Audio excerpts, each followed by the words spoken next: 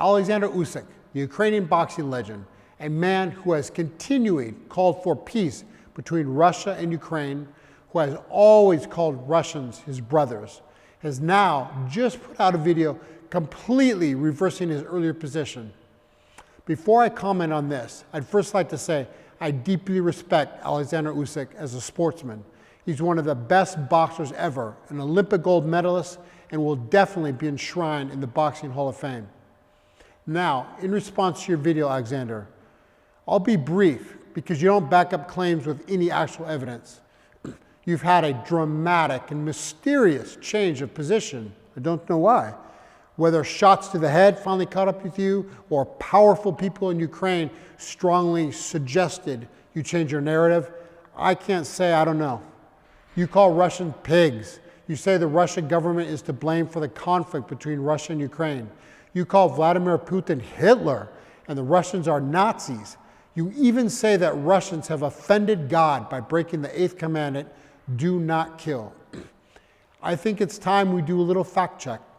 Alexander, do you remember back in the year 2014? That's the year the Ukrainian army attacked both Lugansk and Donetsk and have been bombing them every single day since. This was the beginning of the conflict between Russia and Ukraine, an unprovoked attack on Lugansk and Donetsk that has lasted over 8 years. Please remind me which army has actual Nazi battalions wearing the swastika symbol on their uniforms, waving Nazi flags. Who is that, Russia or Ukraine? Who is acting like a fascist dictator, outlawing trade unions, jailing opposition political parties, shutting down media outlets that are critical of him?